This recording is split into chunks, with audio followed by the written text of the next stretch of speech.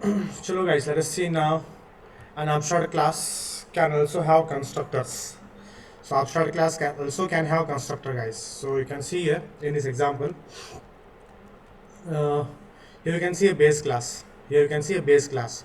This base class becomes abstract class. Actually, in yesterday's session, I learned about abstract classes and virtual functions. So one of the point was left, that is abstract class can also have the constructor because of time constraint. And today, let me prove that really abstract class do have a constructor or not. So here's my base class. So base class contains one field. Either you take protected or you take private, your wish guys. Suppose I want to take it public. So this is my integer x. Integer x. Okay, this is x value. Fine. And it contains one data member x and also a pure virtual function. Let me add here pure virtual function. This is my pure virtual function, and it contains base class constructor. It contains base class constructor. So this is base class constructor which takes one parameter. So I took here I initialize with the x. Okay, this your class ends.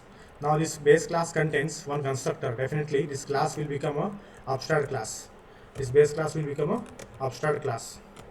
So this is a abstract class. Okay, this class will become an abstract class. When you come to derived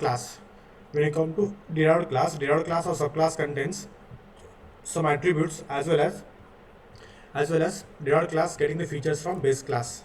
Derived class getting the features from base class. Okay, fine.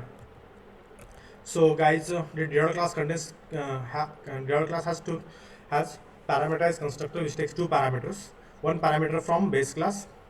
What are the parameters coming? That is assigned to base class, that is x, and j is initialized with the y. Now contains one function, contains one functions, and here I can show the message. The message, just I am showing the message here, calling the function. That's it. This is my own function. Okay, guys. So wide, and in the derived class, in the main function, we are trying to create derived class derived class constructor DC, and derived class constructor. Then you can able to call the functions, guys. Let us see now how can able to work uh, with this feature. I want to prove that really derived class contains the constructor or not. So my dev is starting now. So close alt F, new source file. So hash include iostream.h.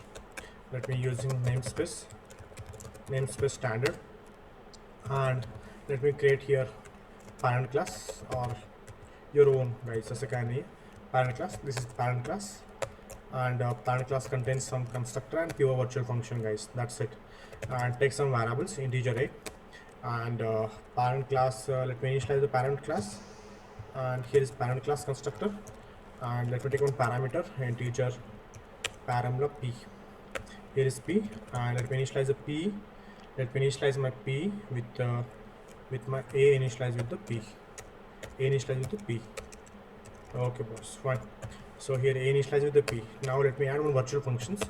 So here I'm adding virtual wide. Simply I'm using a function one. Okay, function one, and this is function one. So let me initialize with the 0. So this is pure virtual function, guys. Pure virtual function,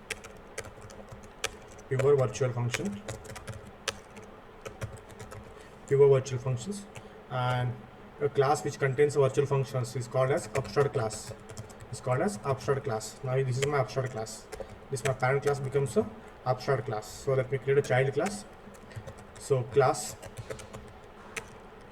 child class, and let me get the features from my super class, that is a public parent class, opening closing curly semicolon.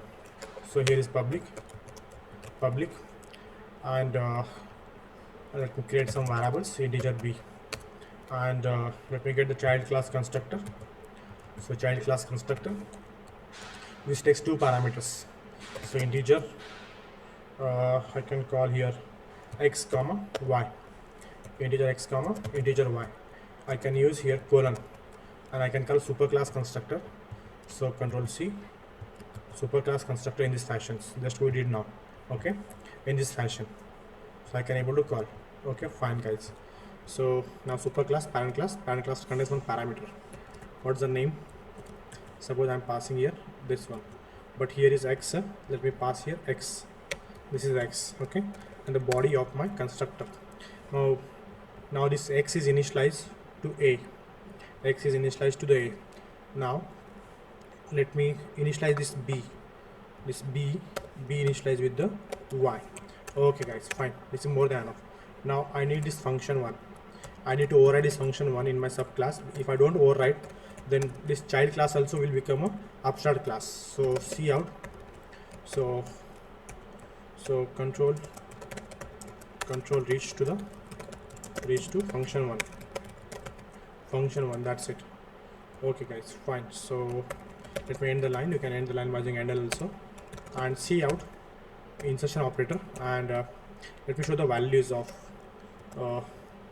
here is my x is, let me show x, one more insertion operator, and double quote, comma, and y is colon.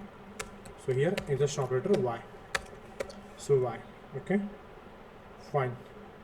So as we did the logic in my program. Okay, guys, so y and semicolon. Fine. So this is done. So go to main. So integer main. So opening closing parenthesis. So here let me go for get char, and let me return the statement return 0, and I need to create a child class reference. Control C, child class reference cc, initialize with the child class, and pass some values. You can pass statically or you can pass dynamically also. Now cc dot, first of all let me save the program. So guys, save. Let me save on 15 days CPP only, and here you will get the abstract class constructor.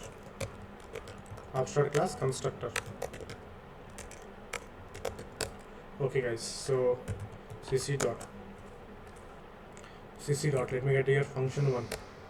So function one I called. Okay, guys, fine. This is more than enough. Control F9, compiling. Now it is telling that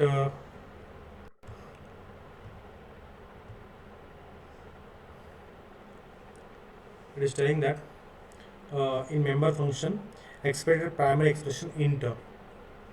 So I have passed here int, right? What's wrong I made here? So I don't need here integer, just I need to pass the variable reference. Control X. So X, integer x comma y. Let me check.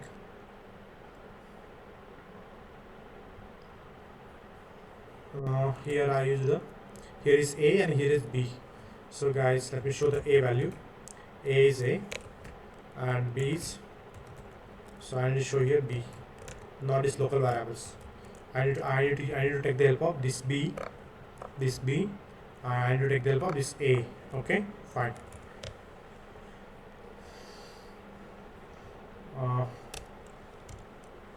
Successfully compiled. Control F10. Control is to the function one. Properties, and you can see here, guys, abstract class also can have constructors. Also. Okay, fine. Control is to function one, and a is 55 and b is 66. A is 55 and b is 66, guys. In this way you can able to add the constructor into the abstract class. Okay, fine. Is it clear?